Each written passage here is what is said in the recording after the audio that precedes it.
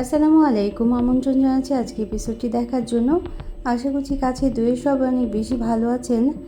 ডিম আর দুধের সঠিক পরিমাণ সহ পুডিং রেসিপি শেয়ার করব। পুডিংটা তৈরি করার পরে একেবারে ভেঙে যাবে না এবং খেতে হবে অনেক বেশি টেস্টি।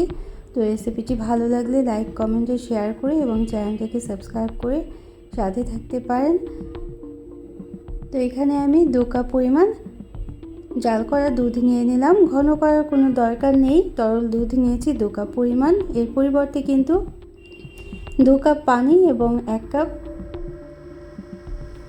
গুঁড়ো দুধও নিয়ে নিতে পারেন। তো আমি 2 কাপ দুধের সাথে আরও আধা কাপ পরিমাণ গুঁড়ো দুধ মিশিয়ে নেব। আবার চাইলে কিন্তু 1 লিটার দুধকেও জাল করে ঘন করে 2 কাপ পরিমাণ করে নিতে পারেন, অর্থাৎ দুধটাকে ঘন করে নিতে হবে।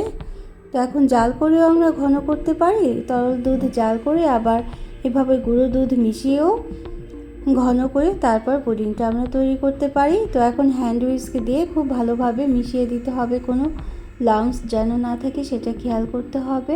আর তারপর এখানে আমি প্রথম পর্যায়ে 3টে ডিম নিয়ে নেব এবং আধা কাপ পরিমাণ চিনি নিয়ে দেব আর ভ্যানিলা এসেন্স নিয়ে দেব আধা চা চামচ পরিমাণ। এই 3টে উপকরণ খুব ভালোভাবে হ্যান্ড হুইস্ক দিয়ে মিশিয়ে নিতে হবে। তো ডিম আর দুধের সঠিক পরিমাণ সহ আজকে রেসিপিটি শেয়ার করব।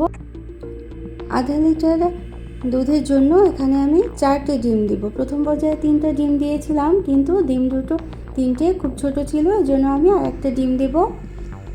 তো 4টি ডিম, চিনি এবং ভ্যানিলা এসেন্স হ্যান্ড হুইস্ক দিয়ে খুব ভালোভাবে মিশিয়ে নিতে হবে। আর দুধটাও কিন্তু আমরা রেডি করে রেখেছি, অর্থাৎ আধা লিটার দুধের সাথে 4টি ডিম দিয়ে যদি এভাবে করে পুডিংটা তৈরি করেন তাহলে কিন্তু এটা খেতে হবে অনেক বেশি মজাদার হবে। তো এখন এই ডিম দুধের সাথে খুব ভালোভাবে হ্যান্ড হুইস্ক দিয়ে মিশিয়ে নিতে হবে। চিনিটা যেন সম্পূর্ণ গলে যায় সেটা খেয়াল করতে হবে। আমি আজকে লাল চিনি নিয়েছি, আপনারা চাইলে কিন্তু সাদা চিনিও নিতে পারেন, তবে লাল চিনিটা স্বাস্থ্যের জন্য ভালো। আর লাল চিনিটা নিলেই গুঁড়ো করেও নিতে পারেন। তো এখানে আমি ক্যারামেলটা তৈরি করে নেব। তো আমি আজকে ঘন ক্যারামেল করব না, হালকা রঙের ক্যারামেল যেটা সেটা করব। এই জন্য আমি এখানে 1/4 কাপ পরিমাণ চিনি দিয়ে দিলাম। আর যদি ঘন ক্যারামেল করতে চান বা বেশি রঙিন ক্যারামেলটা করতে চান তাহলে কিন্তু চিনির পরিমাণটা বাড়িয়ে দিতে হবে এবং আধা কাপ পরিমাণ চিনি দিয়ে দিতে হবে। তো এখন কিন্তু নাড়ার কোনো দরকার নেই। চিনিটা দেওয়ার পর কিছুক্ষণ পর আর আমি 2 টেবিল চামচ পরিমাণ পানি দিয়েছিলাম। পানি দিয়ে এবং চিনি দিয়ে যদি চুলায় এভাবে করে রেখে দেন, কিছুক্ষণ পরে কিন্তু ফেনার মতো উঠে যাবে এবং আস্তে আস্তে ঘন হয়ে যাবে চিনিটা এবং ক্যারামেলটা তৈরি হয়ে যাবে। বুদবুদের মতো উঠতে থাকবে আর তখনই বুঝে নিতে হবে ক্যারামেলটা তৈরি হয়ে গিয়েছে। খুব বেশি গাঢ় রং করতে চাইলে কিন্তু আরও বেশিক্ষণ সময় একটু জাল করে নিতে হবে। তো আমি হালকা রং করব, এজন্য এখনই আমি নামিয়ে নেব এবং যেই পাত্রে আমি পুডিংটা সেট করব সেই পাত্রে ক্যারামেলটাকে আমি ঢেলে দেব এবং চারদিকে ছড়িয়ে দেব। তো ক্যারামেলটা ঢেলে নেওয়ার পর বাটিটা ঠান্ডা হওয়ার জন্য সময় দিতে হবে, অর্থাৎ ক্যারামেলটা 10 মিনিট ঠান্ডা করে নিতে হবে বাটির মধ্যে। তারপর ডিম আর দুধের মিশ্রণটা ঢেলে দিতে হবে এবং একটা ছাঁকনির মধ্যে ঢেলে দিতে হবে, উপরে যদি কোনো লাম্পস থাকে সেজন্য। তো একটা হাঁড়ি নিয়ে নিলাম, হাঁড়ির মধ্যে আমি পানি দিয়ে দিয়েছি এবং একটা স্ট্যান্ড বসিয়ে দিয়েছি। আর পানির উপরে এই বাটিটা বসিয়ে দিলাম, স্ট্যান্ডের উপরে বসিয়ে দিলাম এবং উপরে ঢাকনা দিয়ে দেব।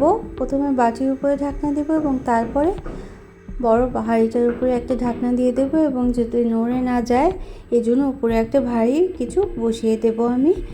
এবং এভাবে করে আমি 25 মিনিট করে নিয়েছিলাম। 25 মিনিট পর আমাদের পুডিংটা কিন্তু তৈরি হয়ে গিয়েছে। পুডিংটা আমরা এখন নামিয়ে নেব এবং ডিমোল্ড করে নিতে হবে। উপরে একটা ভারী শিল বসিয়ে দিয়েছিলাম, একটা কাঠি দিয়ে এভাবে করে দেখে নিলাম। 25 মিনিট পরে পুডিংটা কিন্তু খুব সুন্দরভাবে জমাট বেঁধে গিয়েছে এবং কিনারটাও ছেড়ে ছেড়ে আসছে। এখন ডিমোল্ড করলে কিন্তু খুব সুন্দরভাবে ডিমোল্ড করা যাবে। তো আমি নর্মাল টেম্পারেচারে কিছুক্ষণ রেখে দিয়েছিলাম, তারপর ফ্রিজে নর্মাল পোর্শনে রেখেছিলাম 1 ঘন্টা এবং তারপর ডিমোল্ড করে নিয়েছি এবং তারপর কেটে পরিবেশন করেছি। অবশ্যই কিন্তু গরমটা ডিমোল্ড করা যাবে না। তো আজকের পুডিংটা কেমন লাগলো অবশ্যই কিন্তু কমেন্ট করতে জানাতে ভুলবেন না এবং প্রয়োজনে শেয়ার করতে পারেন ফ্রেন্ডস অ্যান্ড ফ্যামিলির সাথে। আর যারা প্রথম ভিজিট করছেন তারা চাইলে চ্যানেলটিকে সাবস্ক্রাইব করে বেল বাটনটাকে একটা প্রেস করে রাখবেন, তাহলে নোটিফিকেশন পেয়ে পরবর্তী রেসিপিগুলো দেখে নিতে পারবেন। আর এভাবে করে যদি পুডিং তৈরি করে তাহলে কিন্তু অবশ্যই আমাকে জানাতে পারেন কমেন্ট করে। যারা হালকা মিষ্টি খেতে পছন্দ করেন তারা কিন্তু এভাবে করে পুডিংটা তৈরি করে নিতে পারেন। এটার ভিতরটা কিন্তু খুব সুন্দর স্পঞ্জি হয়েছিল এবং খেতেও অনেক বেশি সুস্বাদু হয়েছিল। Thanks for watching. Allah Hafiz.